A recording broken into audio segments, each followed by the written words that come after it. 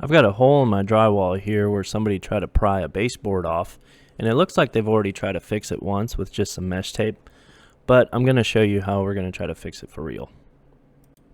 To begin this repair, first we're going to go to the hardware store and pick up some materials.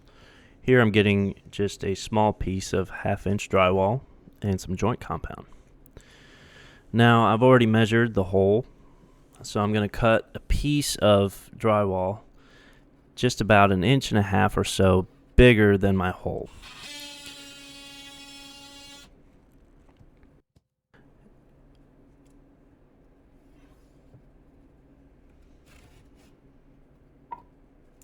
Now that I've got it cut off, I'm going to score the back side of the drywall. I'm going to mark it here.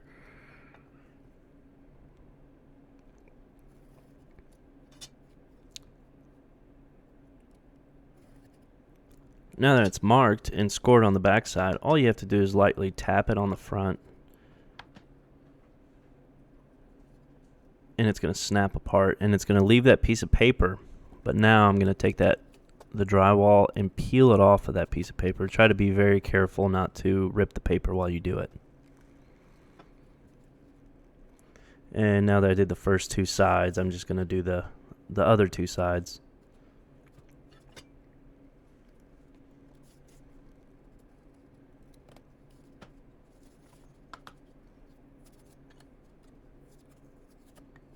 And now we have a patch.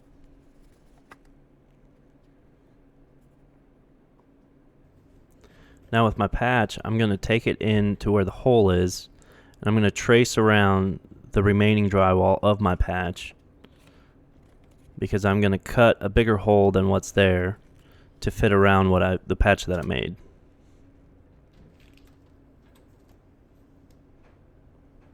And now with a multi-tool, I'm just going to go in and cut the rest of this drywall off.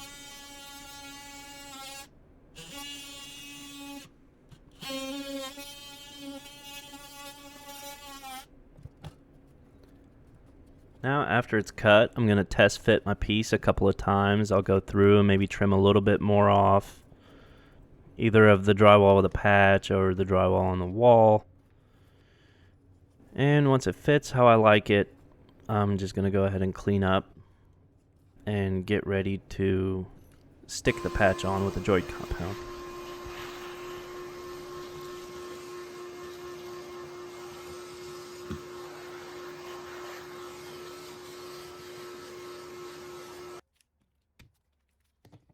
Alright, now we're opening up the joint compound. When you're using this joint compound, you can mix a little bit of water with it to get the consistency you want, but a lot of times you can use it right out of the pail, like I'm doing here.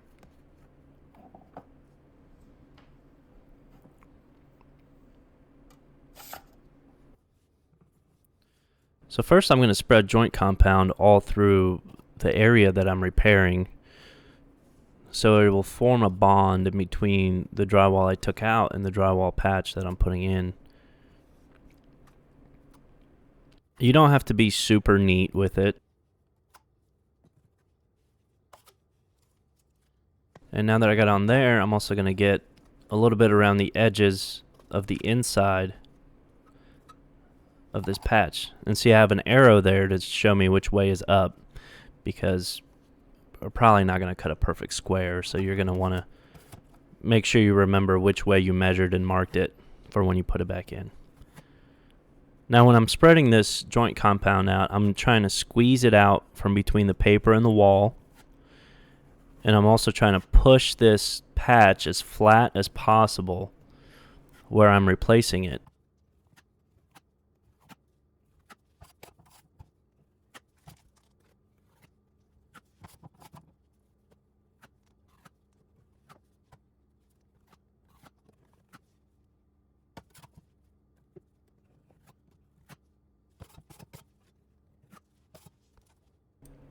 Now that the compound has set up for about a day, I'm going to go through and start sanding it with a sanding block.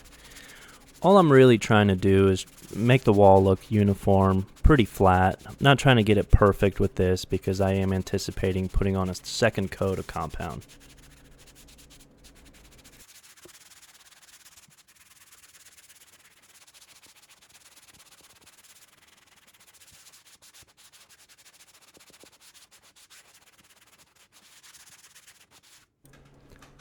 Now that I'm through sanding, I'm going to go ahead and start cleaning up a little bit. Try to get some of the dust off the wall and off the floor. Anywhere where I might be able to pick it up with my compound when I'm trying to smooth it out. And I don't want to have it end up on the wall where it's going to create inconsistencies and bubbles and things like that. Now you can see here that I ended up moving the refrigerator out of my way because for the second coat, I'm gonna keep going a little further out on the wall to try to get this as smooth as possible so that it's not noticeable once the new baseboard goes down.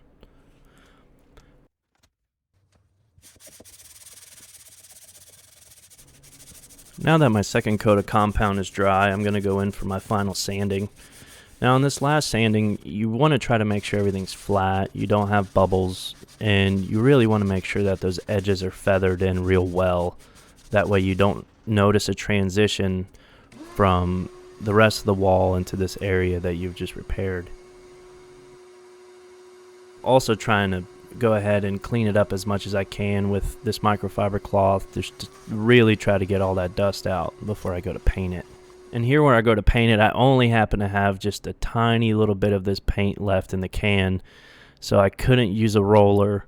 So I just brushed it on as much as I could with what I had left here just to get the color to match.